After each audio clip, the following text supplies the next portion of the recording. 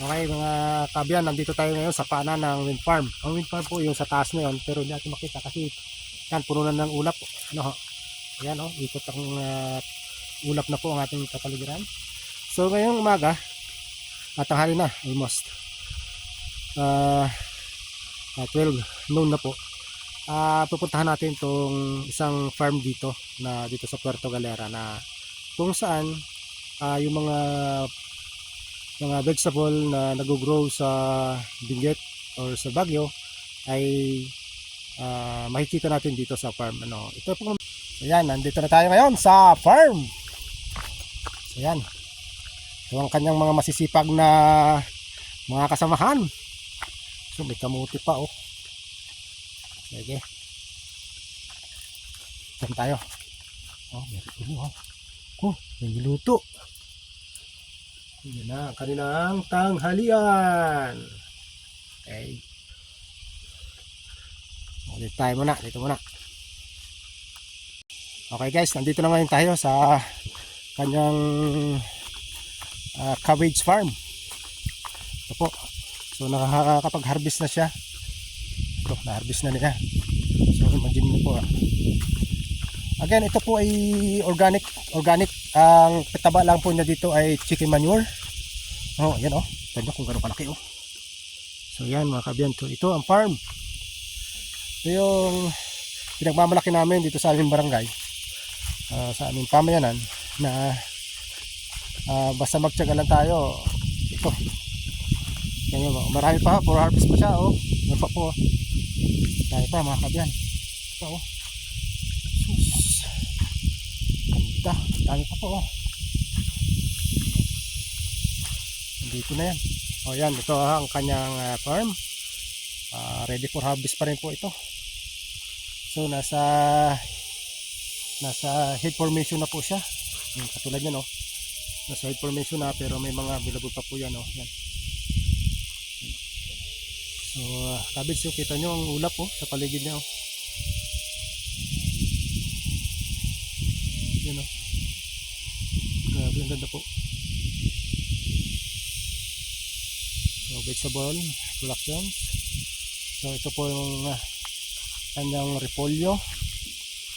Ang tawag natin ay cabbage. So yan, nakapag-harvest ito siya. Ito po.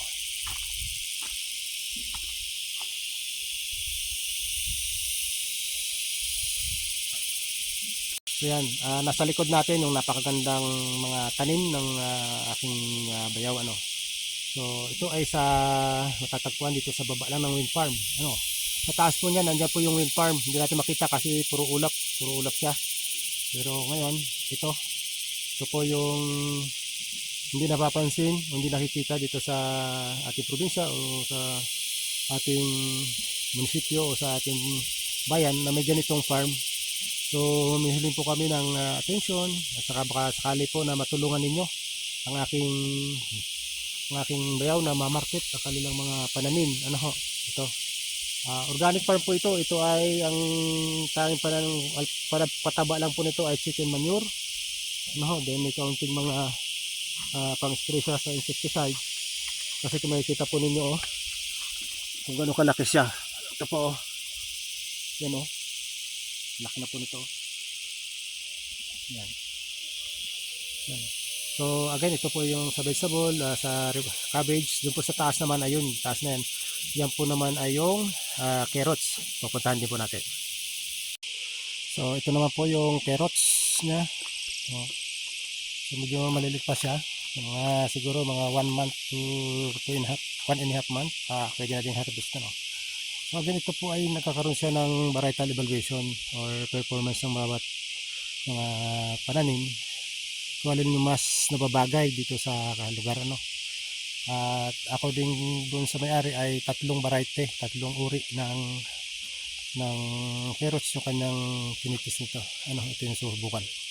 Again, ito po ay farm na kung saan ay personal po ito. Na kaya nga po humihiling na sana mapansin ito ng mga local government o ng provincial kasi dinahon natin mag-angkat sa ibang lugar ng mga high value crops kasi pwede dito sa aming barangay o dito sa Mindoro na mag-produce ng mga ganitong mga pananim. Ano, ito yung pagpapatubo po nitong carrots, napakahirap ito pero kinaya niya na magpatubo. Again, ang kanya po lamang ay sabi niya ay through YouTube. Sa YouTube lang siya nanonood. So walang pang mga trainings, wala pang mga, hindi siya nag aral, kundi sa mga YouTube lang po niya napapanood at sinusubukan niya na gawin, at ito po yung naging resulta. Ano, so mixed crop, meron silang yang mga saging at sa panonood niya sinusubukan niya na itanim.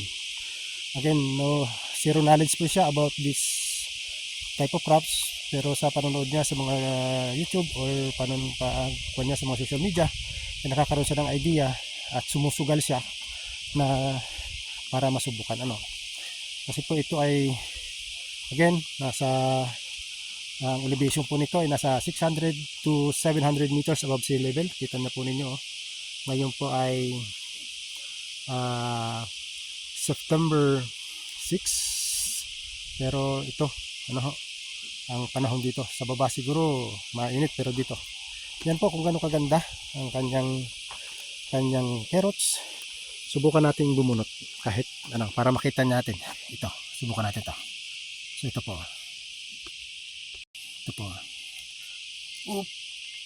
yan o. So yan o. So mayroon siyang sakit dito kasi ito pag medyo mababa ang lupa, posibilidad na siya ay mayroon ng sakit. Ano, so yan. Again, sa YouTube lang po kasi niya napapanood, kaya nga ito ginagawa niya. Okay.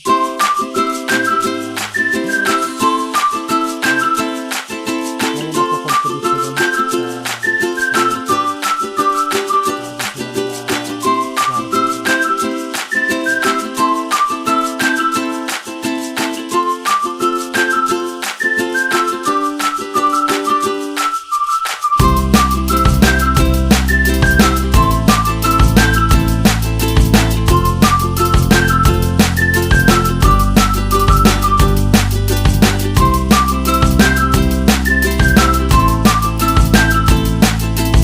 yan. Kaya ngayon binisita po natin yung isang farm do sa taas, ano ho, yung kung saan yung mga vegetable niya ay mga uri na grow din o tumutubo sa mga malalamig na lugar. Kaya ito po ang sikreto kasi. Ayan ho, kita nyo ho kung gaano kalamig dito. Ano ho.